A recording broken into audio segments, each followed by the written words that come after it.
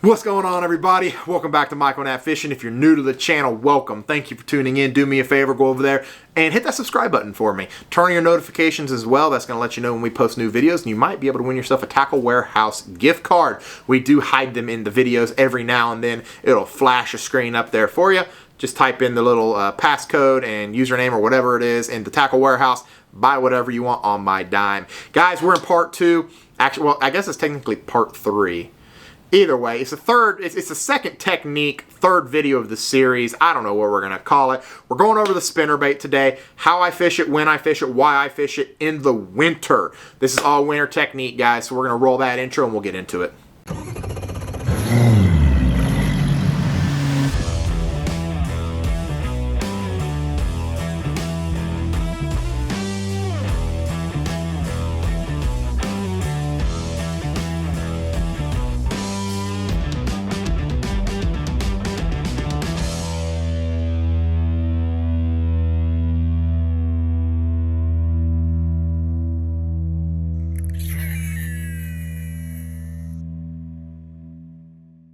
Alright guys, so the spinnerbait. For those of you who have been with this channel since the beginning and you remember my very first video was all about this spinnerbait. Not this exact one, but same colors. We were out on Cherokee Lake. I hadn't been to Cherokee in like 3 weeks. We had just a tremendous rain. It was so bad. It brought the lake up like 6 feet in 2 weeks. It was just really bad. Trash everywhere. I wasn't able to run my boat wide open. I was actually still in my nitro then. We weren't able to run the boat wide open. We were just able to idle everywhere that we went. So that really limited me. So we went to Cherokee. I have a little honey hole there that I really enjoy fishing. So we went in there, and I don't know why I did it. At that point in my fishing career, I didn't know a whole lot. I mean, I was still learning. I was still growing. Everything to me was all about the crankbait in the winter. It was crankbait, crankbait, crankbait, crankbait. I had 4 crankbaits on the front of my deck in that video, and for whatever reason, I said, dang, I wonder if they'd eat a spinnerbait in the winter. And for whatever reason, I tied on a spinnerbait with a X-Zone Lures 4-inch grub in pearl, and I went to work. It was my first ever 20-pound bag caught on YouTube for me. I don't know why I never did it before. It never clicked to me like, hey stupid, muddy water, give them a little bit of flash. Come on. It never clicked until that video. And the crazy thing is I went out like the day before up to the honey hole, and it was muddy water. And I did the exact same thing, except for I did it with an Alabama rig, with the flash. I don't know what took me so long to say, hey, use me, but by gosh, it worked. So why do we do it? The reason why I throw spinnerbait in the winter is because, one, it looks like a shad. It flickers like a shad, swims like a shad, puffs in and out like a shad. It's perfect. Everything about it just replicates a shad. But the cool thing about it is you can twirl, or you can wind this thing very, very slow to get these blades twirling. They will still spin. You can see I barely touched that one. It's got a very good swivel on it. You barely get that thing turning, and it just sits down there and crawls. But as it's crawling, that bait is still spinning, putting off that flash. So I won't throw this in if there's more visibility than 3 feet. 3 feet of visibility or more, spinnerbait's a no-go for me. I will not throw it. But if it's 3 foot or less, I will throw it. I prefer it in 1 foot or less. Maybe 2 foot or less, but mostly 1 foot or less is when I really prefer this. I like to be able to find those, it's not really a mud line pattern. I know a lot of people are like, what the heck's a mud line pattern? But I don't really throw a mud line pattern with it. I just like to find the water that is going from dirty over here and it's starting to clean up over here. Usually in the backs of coves and stuff, when fresh water starts coming in, whenever it starts to clean up a little bit, that's what I like to target. And we will target, I'll sit my boat in the dirty water and I'll cast into the clean water. Probably about 50-60% of the time, I get bit as soon as we hit the dirty water. The fish use it as an ambush point, kind of like cover.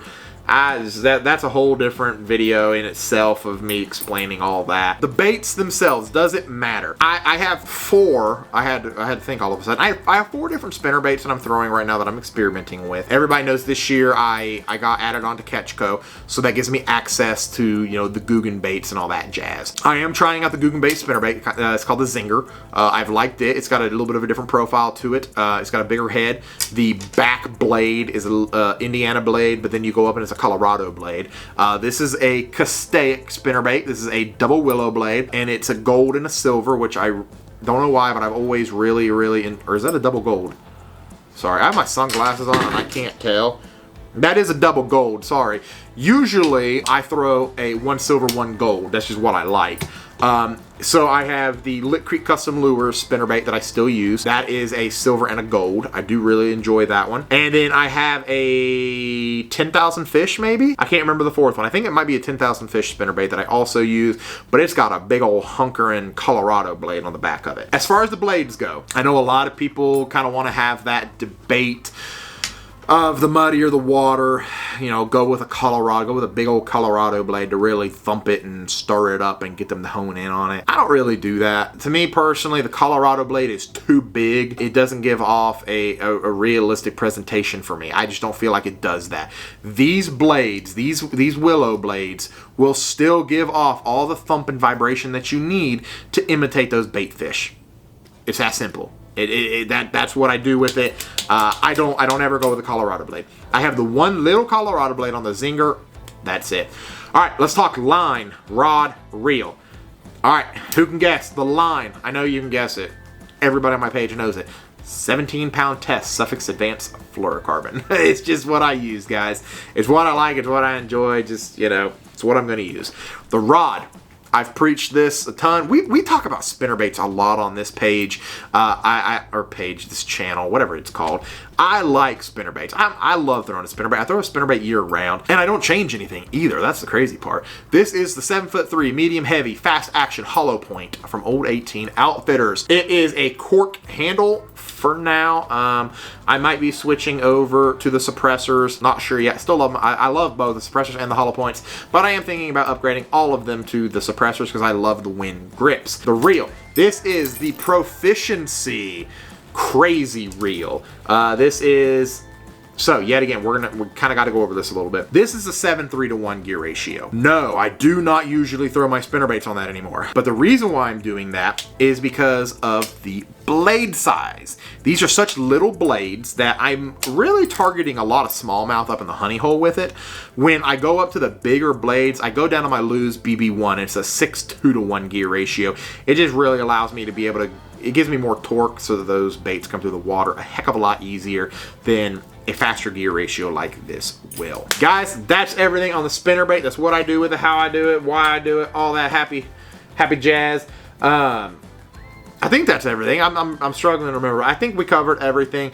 Guys, do me a huge favor. Hit that subscribe button over there. If you're new to the channel, hit that subscribe button. Turn on your notifications. It'll let you know when I post new videos. Every Tuesday and every Friday, 3 p.m.-ish is usually when I try to do it. If you guys like this video, like it. Comment down there in the comment section below. Let me know where you're watching from. I would love to be able to, you know, see where everybody's watching from. I had somebody comment from Finland. I think I had somebody comment from Finland the other day. That was just crazy. Blew my mind. Anyway, guys, like, comment, subscribe, notifications on. Take care, everybody.